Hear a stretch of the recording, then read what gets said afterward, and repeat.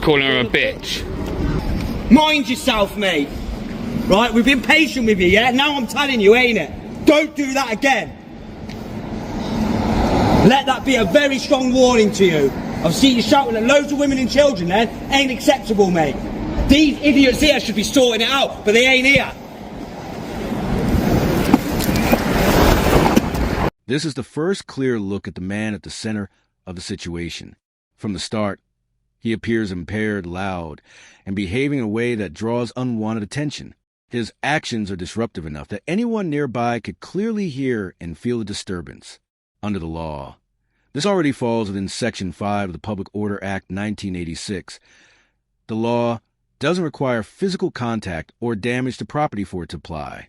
It only takes behavior that is likely to upset, alarm, or disturb others. In this case, that line is crossed well before the situation goes any further. The conduct alone is enough to meet the legal standard. This is a clear, straightforward example of public disorder that should not be overlooked. It's the kind of behavior the law is designed to address early, before things escalate. He is warned clearly and directly, being told that this behavior is unacceptable and must not happen again. I've told you now, don't let me catch you doing it again. Come on, baby. You can't just be doing that, can you? I know you're drunk, I know you're intoxicated, Jay, but women and children are more important than you believe me. Yeah, these idiots should have been out here locking you up, putting you there. No, there's your problem. Your taxi. Come on. What do you mean leave him alone? He's starting on women. He's shouting at women and children, bro. He keeps shouting at women and children. No, he's shouting at women and children. I won't leave him alone. I won't leave him alone. He's shouting at women and children. Not acceptable. Because he's shouting at women and children in the middle of the street. If that was my kid, I'd be going mental. Yes, he has. He has. He's been stood on that corner. Why? Because he's shouting at women and children in the street right outside the police station and you guys ain't doing nothing about it. We've just got here, he's standing alone. Well, you're just questioning me whether I'm telling you that. Why would I stand here and tell you that's what he's doing? Of course I haven't called the police. I've tried giving him a friendly warning to be on his way. And then he's shouting at women and children, calling them bitches.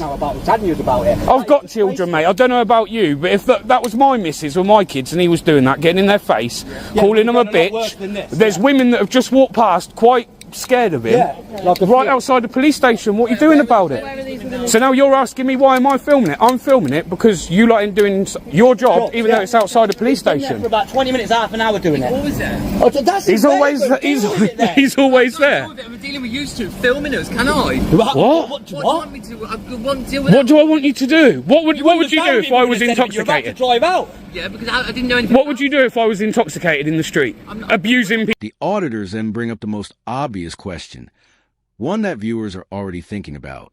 If you or I were drunk in public, yelling at people on the street, how long would it take for officers to intervene? The honest answer is not long at all. Most likely right away, S.O. Why is there hesitation in this case? Why does the response feel delayed or uncertain? The situation appears to be handled differently. Even though the behavior is the same, that creates the impression of a clear double standard. What makes this even harder to understand is the location.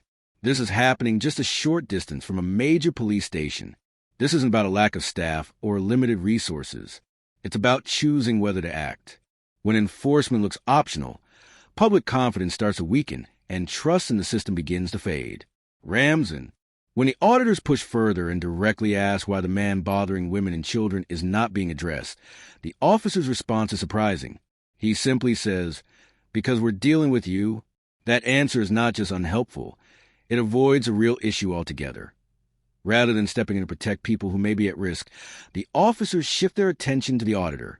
The auditor's only action is recording in public and asking reasonable questions. There is no disruption coming from the camera, yet it becomes a main focus. This response sends a troubling message. It suggests that being questioned is treated as a bigger problem than behavior that could cause harm to others. That imbalance is hard to ignore. It's not just disappointing to watch. It raises serious concerns about priorities.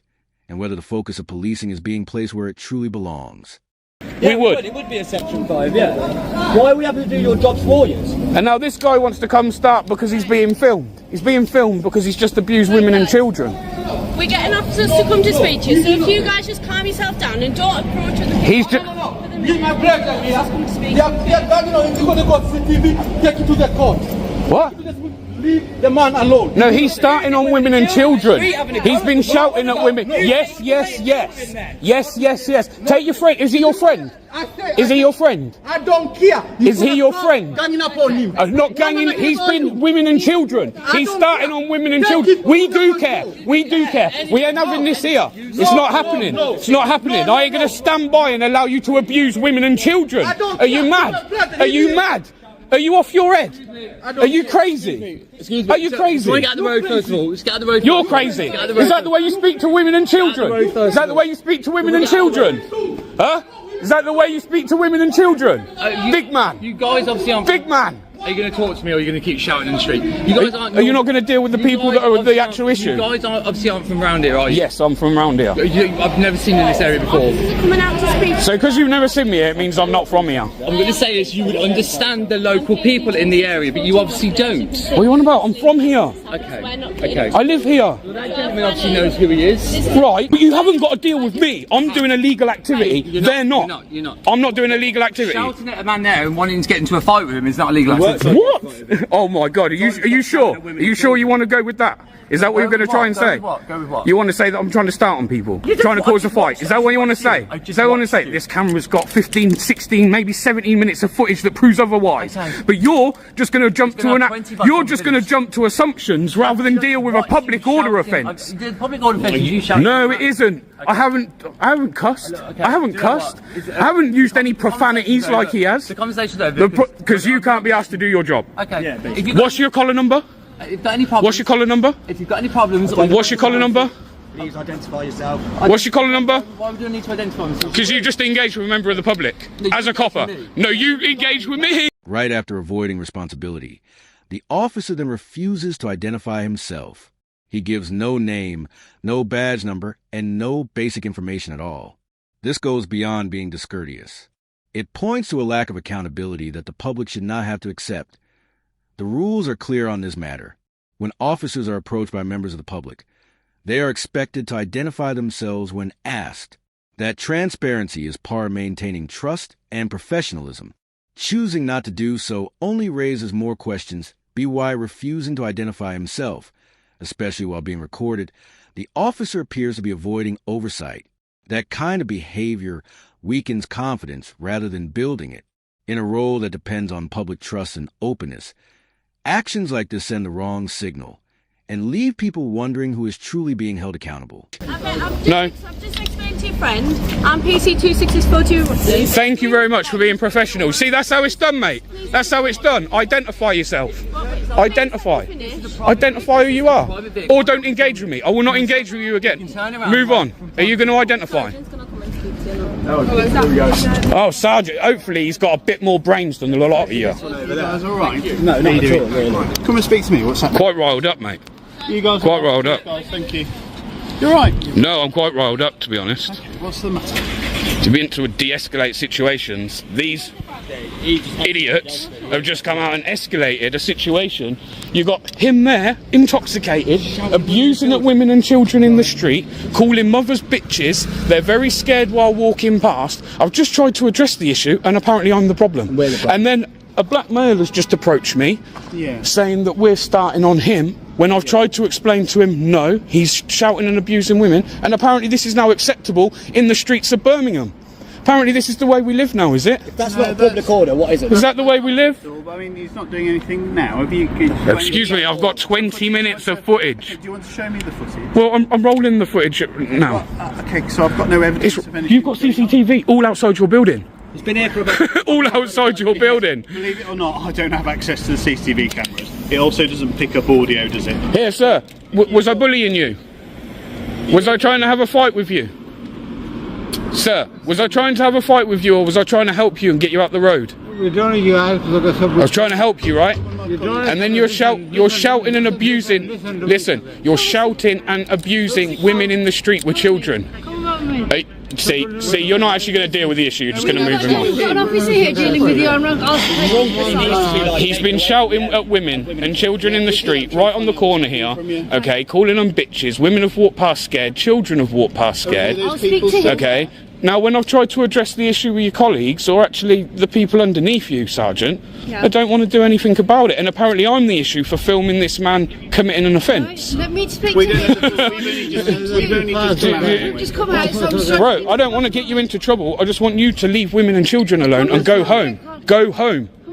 Go home. I don't want you to get in any trouble. Are the people who were shouting at still there, do you know? They're all walking past. People are walking past. You're going to come with me and just see if there are any... Then comes the next step from the officer, offered in a surprisingly casual tone. He suggests, "Do you want to come with me and see if any of them are around?" referring to the women and children who were said to be bothered earlier. By this point, however, those people have already left the area. This makes the suggestion feel less like a real attempt to help and more like a way to delay or shift responsibility. There is no clear plan, no urgency, and no follow-through. The moment to act is already past. As a result, the offer comes across as empty. It doesn't solve the problem or address what already happened. Instead, it creates the impression of action without actually doing anything meaningful to protect the public or correct the situation. Him just be moved on and dispersed from the area that he's in. Well, we can do that. Yes, exactly. I was about to say, I had a dispersal order put on me for filming in the middle of Birmingham, right, which I thought was out of order. And I never contested it. I think I could have. So if it can be done, I think with something like that, that would be the best solution. But you've reported something to me, so I've got to review that. Okay, that's fine. That's fine. But I'm just letting you know that, like, if it can just be dealt with him just being dispersed today, fantastic. That will be almost, depending on what my colleague says, that will almost certainly be what happens today. Sweet. It's whether we take any further action. Yeah. And this is where the pattern becomes impossible to ignore. Delay, dismiss, and deflect. Instead of responding to reported concerns, the officers choose to downplay the situation and steer around it. That kind of response doesn't just affect one moment. It slowly erodes confidence in the people meant to uphold the law. When accountability can't be counted on just steps away from a police station, it raises a much bigger question. What does that mean for the rest of the community? This doesn't appear to be a one-time mistake. It reflects a broader issue where authority is quickly asserted when a camera is present, yet action is slow when members of the public may need help. What we've witnessed here goes beyond a misresponse. It shows a loss of focus on the core purpose of policing. That matters, and it shouldn't be forgotten. If you're watching this and feel the same concern, don't stay quiet. Share the footage, keep documenting, and keep asking questions. Accountability doesn't begin in a courtroom. It begins in everyday public spaces. Thank you for watching. If you want to support continued independence,